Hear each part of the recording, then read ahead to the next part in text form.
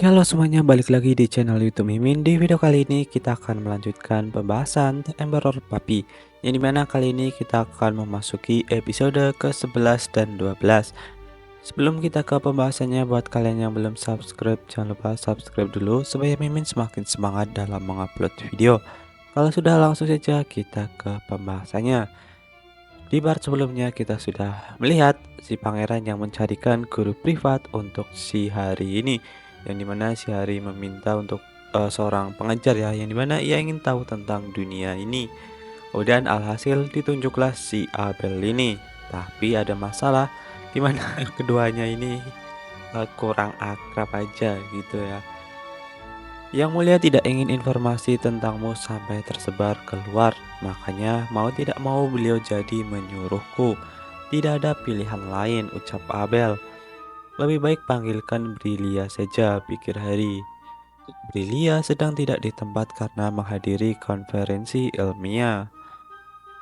Apa kau tidak ada pekerjaan? Selama aku berada di bawah perintah Yang Mulia, aku tidak bisa mementingkan diriku sendiri. Kalau begitu kau akan melakukannya jika Yang Mulia menyuruhmu berputar 10 kali ya. Menyuruhmu berdiri dengan tangan lalu berlari sejauh 100 meter dan menyuruhmu bersiul setelah memakan lemon. Perintah macam apa yang panjang dan spesifik itu? Berhenti bicara omong kosong dan duduklah, ucap Abel. Kenapa lagi? Angkat aku, ucap Hari, karena ia nggak nyampe ke kursinya.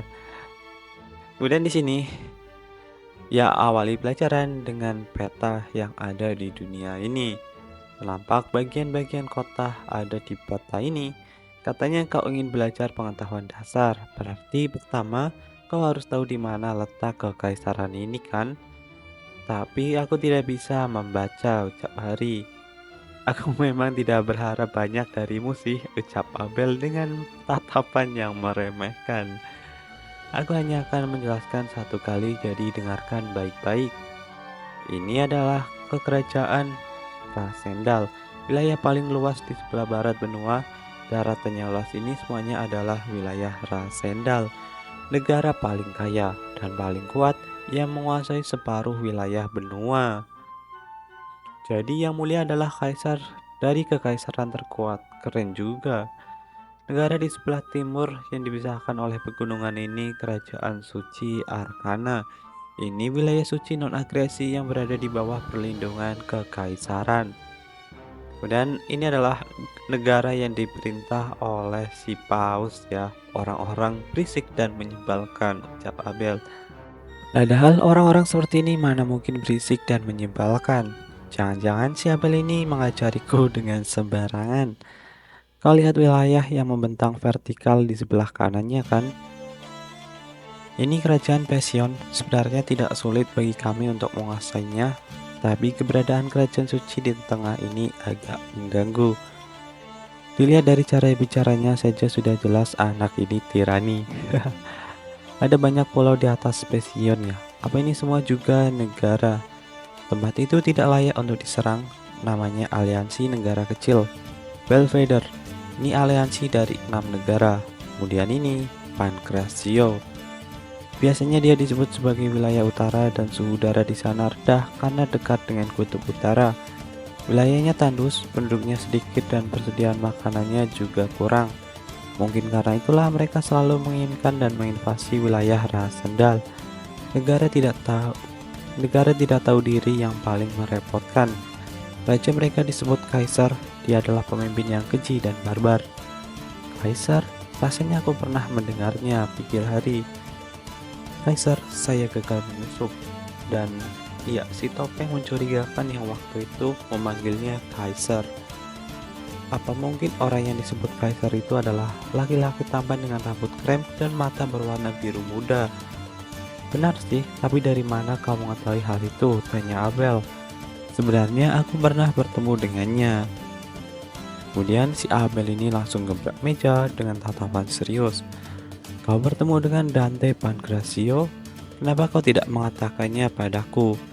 Kau kan tidak bertanya, lagi pula Yang Mulia juga tidak mengatakan apa-apa.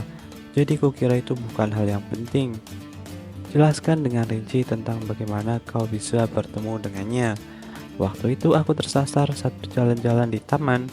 Raja dari negara itu sepertinya memang tidak punya kerajaan ya.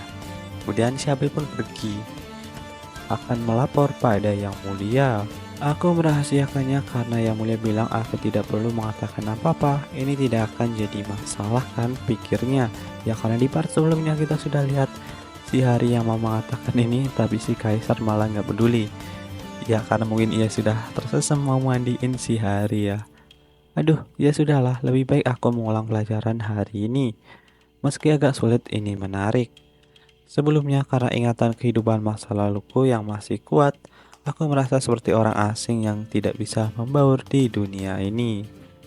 Kemudian Kaisar pun langsung lari membopong si Hari ini. Kau bertemu dengan Dante Pancrazio? Kemudian Hari menjawab, iya, ternyata Abel sudah melaporkannya. Kenapa kau tidak mengatakannya dari kemarin? Itu karena Yang Mulia bilang aku tidak perlu memikirkannya. Aku bilang begitu, ucap Kaisar. Sebelum dimandikan kemarin, aku sempat bilang kalau aku bertemu dengan pembunuh bayaran kan. Aku bertemu dengannya di taman. Jadi tanah-tanah yang menempel di bulumu waktu kumandikan itu tanah sungguhan.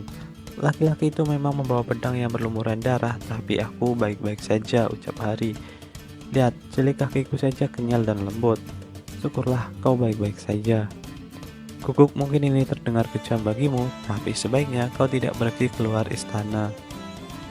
Gara-gara orang yang disebut Kaisar itu, kau tidak perlu mengkhawatirkan itu. Aku sudah berakting seperti anjing biasa di depannya. Sang Kaisar pun bingung, kenapa tatapanmu seperti itu? Tidak, bukan apa-apa. Wajahmu itu sangat mencurigakan.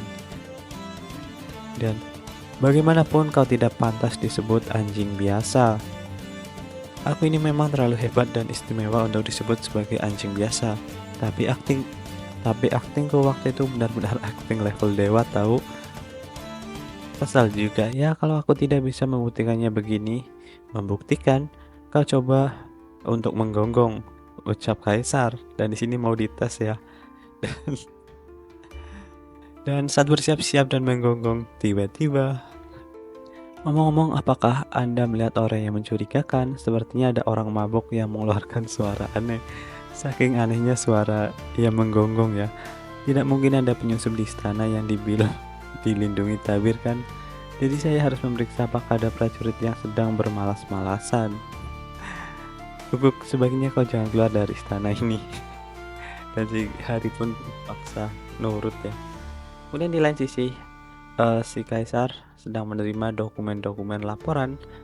Yang Mulia, apa aku jadi harus bekerja di kamar gara-gara aku? Wajahnya yang sedang serius juga tampan sekali.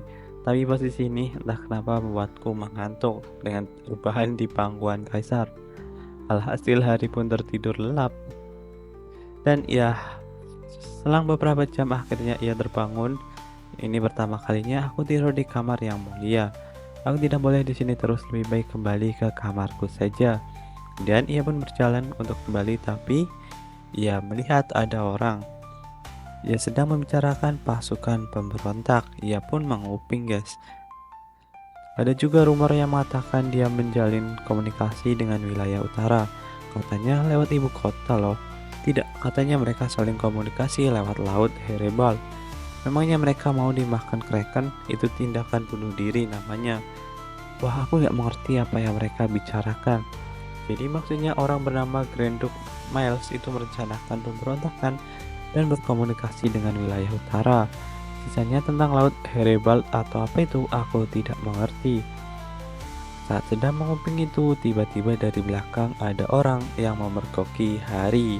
Nah, kelanjutannya di next video. Oke, bye-bye.